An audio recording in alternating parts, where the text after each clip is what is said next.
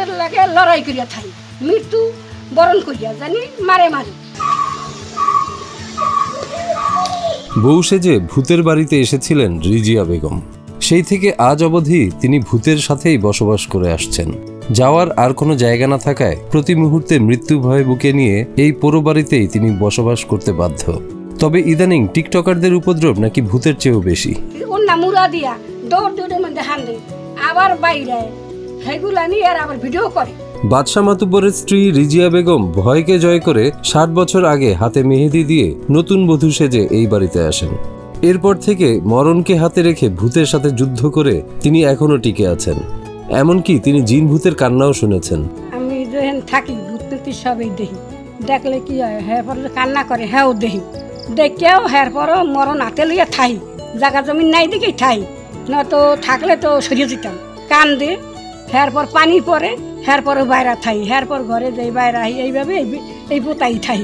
যেখানে যে সময় দেখি সেই সময় কোরআনের আয়াত পড়ি, একটু দূরত পড়ি, একটু আল্লাহ করে জিকির করি, হাসি আবার দেখি না, হাসি ভয়টাও যায়, ওইও চলে যায়, ভয়ও থাকে না। এইভাবে আমি থাকি এই জায়গাটা, ওই বুইনে আর আমি দুজনেই থাকি। এত ভয় পেলেও নিজের জায়গা জমি না থাকায় তিনি আর রহিমা বেগম নামে একজন বৃদ্ধা এই ভৌতিক পরিবেশে দীর্ঘদিন যাবৎ বসবাস করছেন।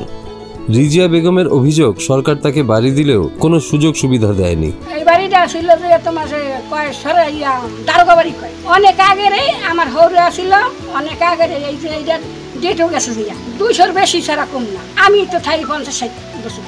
জমিদারি প্রথা বিলুপ্ত হওয়ার পর অনেক জমিদার বাড়ি অযত্ন ও অবহেলায় পরিত্যক্ত হয়ে পড়ে। একসময় যেসব বাড়ি আভিজাত্যে মোড়া ছিল, কালের বিবর্তনে সেসব বাড়ি জরাজীর্ণ হয়ে ভেঙে পড়ার পর্যায়ে চলে এসেছে। বাংলার আনাচে কানাচে ছড়িয়ে ছিটিয়ে আছে এমন অনেক ঐতিহ্যবাহী পুরনো বাড়ি। মাদারীপুরের মধ্যে অন্যতম ঐতিহ্য সুজয় সারেং এর দারোগা বাড়ি। ওটা হলো সুজয় সারেং এর বাড়ি। এখন না মুসলমান বাস করে, এখন বাদশা মদ্দার বাস করে, তাজু মদ্দার বাস করে, মাইশা ভূতের বাড়ি, এই সমস্ত বুদ্ধি পাইছে কইয়া। আমি তো থাই 50 বছর, 50 থাই আমি লিস কেটে থাই। এরপরও আমারে সবাই জ্বালায় বলতে আমারে মারতালে ছাড়ে না। আমি হের পরও সেই মায়ের খাইয়া গুতা খাইয়া থাই নির্ভয়, মরিয়া গেলাম ডরে ডরে থাকতে আসি। ভূতের লাহানিতাম যেটা ভূত, আমি ভূত না থাকি, আমি এনে থাই এনে আসে কেউ আমার মারলেও কেউ দেখি না। মাদারীপুর সদর থেকে প্রায় 6 কিলোমিটার দূরে এই জমিদার বাড়িটি অবস্থিত। যদিও এই বাড়িটি এখন ভূতের বাড়ি নামেই লোকমুখে বেশি পরিচিতি পেয়েছে। বিল্ডিংটা মানে এমন একটা ঝুঁকিপূর্ণ হয়েছে, বিল্ডিংয়ে থাকার মতন এমন কোনো কাজ না, মানুষের অনেক দূর থেকে দেখতে আসে, এরা বলে যে এটা ভূতের বাড়ি। হ্যাঁ, আমার কাছে জিজ্ঞাসা করলে তোমরা কই যাও, যে আমরা ভূতের বাড়ি দেখতে যাই। আনুমানিক 300 বছর আগে এই ভূতের বাড়িটি নির্মাণ করা হয়েছিল, যদিও এ সম্পর্কে কেউ সুনির্দিষ্ট কোনো তথ্য দিতে পারেনি। বাড়িটিকে বটগাছ বিভিন্নভাবে জড়িয়ে ধরে ঢেকে ফেলেছে। এ বাড়ির আশেপাশে গেলেও অনেকের গা ছমছম করে। জন্ম থেকে দেখতেছি এইভাবেই, অনেক জায়গা থেকে অনেক লোকজন আসে, দেখতে আসে, দেখে ভূতের বাড়ির নামে এরকম নাম পড়ছে আর কি, মানুষের মুখে মুখে এটা পড়ছে। গাছগাছালা বা ইটি এমনি জঙ্গল মঙ্গল হয়ে রয়েছে, ভয়ঙ্কর মতো দেখা যায় আর কি। সুজয় সারেঙ্গের পর হেল্পফুলাই রয়েছে, এরপর ঢুকছে হাসিন মদ্দার, আমরাও আমার দাদারাও ছিল, এরপর হাসিন মদ্দার ঢুকছে, এরপর তাজু মদ্দার এই দশবাড়ি আলাদা ছিল বসবাস করে, এরপর এখন তাজু মদ্দার আর বাদশা মদ্দার। ব্রিটিশ আমলে মাদারীপুর সদর উপজেলার ঝাউদি ইউনিয়নের টুবিয়া গ্রামে সুজয় সারেং নামের এক হিন্দু দারোগা 5 একর জমির উপরে একটি দোতলা ঘর ও একটি বৈঠকখানা নির্মাণ করেন। বছরখানেক পরেই তিনি সপরিবারে স্থায়ীভাবে ভারতে চলে যান। এরপর থেকে সেই বাড়িতে কেউ বসবাস না করায় শুরু হয় জিন ভূতের কানাঘুষা। ব্রিটিশ এক কর্মচারী তিনি এই বাড়িটি নির্মাণ করেছিলেন। বাড়িটির অবস্থা দেখে মনে হচ্ছে 100 বর্ষ হবে প্রায়। বাড়িটি বর্তমানে পরিত্যক্ত জরাজীর্ণ অবস্থায় আছে। এরকম 200-300 আগে পুরনো বাড়ি, তারপরে মনে করেন এই বাড়িতে যারা লোকজন থাকে, আমরা এই বিয়াটা আমরা ভয় পাই।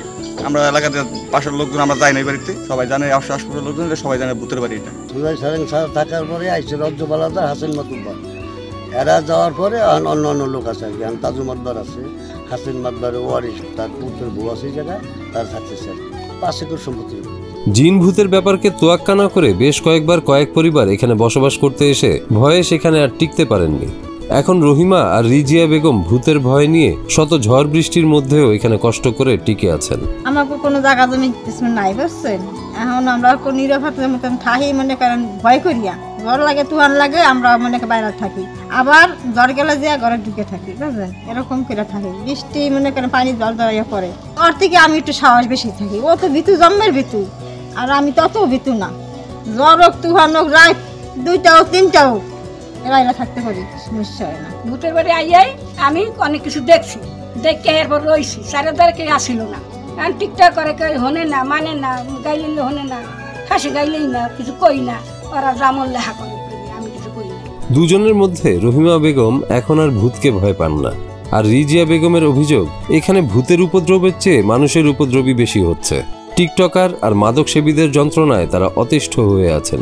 ভূত তো সবকিছু আমরা দেখছি, মানে জ্বর তুহান যাও আমরা বেশি মানে থাকি, সাহস হয়ে গেছে, বাড়ি ঘর নাই। হ্যাঁ আহে ভূতের বাড়ি ভূত দেখতে আইয়া ছাদে উড়ে, মানা করি হনে না, লতা বাইয়া উড়ে, লতা বাইয়া ছাদে উঠে হেসে হেরা হ্যাঁ মনে জ্বালা হেয়া কয় বা করে বা কিছু খায়। আন গাঁজা খায় না, মদ খায়, এগুলো নি খায়। আবার মাইয়া ছেলেও আহে, পোলা বান আহে, মানা করলে হেরা আরো প্রতিবাদ করে। এদিকে ভূতের বাড়িতে ঘুরতে আসা দর্শনার্থীরা জানান, বাড়িতে ঢুকে ভয় পেয়েও চলে গেছেন অনেকে। এমনকি বাড়িটি দেখেও ভয়ঙ্কর মনে হয় তাদের কাছে। দূর দূরান্তের লোকেরা এখন এটাকে ভূতের বাড়ি নামে চেনে। ভূতের বাড়ি গেছিলাম, তো সেখানে পরিবেশগুলো দেখে মনে হচ্ছিল যে অনেক ভয়ঙ্কর, যার ফলে আমরা ভয় পাইছি। তারপর আমরা সেখান থেকে চলে এসেছি। ভূতের বাড়ির মতন পুরো বট গাছ দিয়ে গাছটা মানে করা, বাড়িটা পুরো মানে খুব পুরনো তো, ভাঙ্গাচূড়া, দেখতে ভয়ানকই আর কি, ভূতের বাড়ির মতনই লাগে বাড়িটা। স্থানীয় ইতিহাস ঐতিহ্যকে সংরক্ষণের জন্য প্রত্নতত্ত্ব অধিদপ্তর ও সরকারের কাছে দাবি জানিয়েছেন কালকিনি সৈয়দ আবুল হোসেন কলেজের ইতিহাস বিভাগের প্রভাষক মোহাম্মদ রাহাত হোসেন। বাংলাদেশ প্রত্নতত্ত্ব বিভাগ যদি বাড়িটি সংরক্ষণের দায়িত্ব গ্রহণ করে, তাহলে দূর দূরান্ত থেকে যে সব পর্যটকরা আসেন তারা সংরক্ষণ করলে আরও পর্যটনের সংখ্যা বৃদ্ধি হয়ে, পাশাপাশি স্থানীয় যে ইতিহাস এবং ঐতিহ্যের একটা গুরুত্বপূর্ণ অংশ হতে পারে এই সুজাই সারেঙের দারোগা বাড়িটি। সরকারের নিকট দাবি থাকবে প্রত্নতত্ত্ব বিভাগ এই বাড়িটি সংরক্ষণের দায়িত্ব গ্রহণ করে বাড়িটি রক্ষণাবেক্ষণ করবে। এই বাড়িটির প্রত্নতাত্ত্বিক ও ঐতিহাসিক গুরুত্ব অনুযায়ী জেলা প্রশাসক ও প্রত্নতত্ত্ব অধিদপ্তরকে অবগত করে এটাকে সংরক্ষণের ব্যবস্থা করা হবে বলে জানান মাদারীপুর সদরের নির্বাহী কর্মকর্তা ওয়াহিদা সাবাব। আমি নিজে ওটা ভিজিট করবো, ভিজিট করে দেখে ওই অনুযায়ী আমরা কিভাবে লিখলে আমরা জেলা প্রশাসক তার বরাবর জানাবো এবং উপরে প্রত্নতত্ত্ব অধিদপ্তরে পাঠাবো। এটাকে এটার ভ্যালু অনুযায়ী, সাংস্কৃতিক ভ্যালু অনুযায়ী তাদেরকে ইনক্লুড করার জন্য, মানে অন্তর্ভুক্ত করার জন্য। এমন ঐতিহ্যকে টিকিয়ে রাখতে হলে তা সংরক্ষণের প্রয়োজন বলে মনে করেন সচেতন মহল ও এলাকাবাসী। এছাড়াও মানুষের সহযোগিতা বদলে দিতে পারে রিজিয়া বেগমের এই দুর্বিষহ জীবন। সরকারিভাবে যদি এটা ভালো প্রতিষ্ঠান করে তো ভালো হয়, করলে ভালো হয়। চাওয়াটা কি আনাম, এটা কি করবো, আমি তো দিশে হারা, আমি তো কিছু করতারি না, আমি কি করি থাকতে পারি। সেই জিনিসটা আমার একটা পথ কেউ দেখে না, যে জিনিসটা তোমার ইয়া বুড়া মানুষ বৃদ্ধ মানুষ তা তোমার ইয়া করলাম, এই সুযোগ তোমার দিলাম, সুযোগ দিলে তো আমি একটু বল পাই।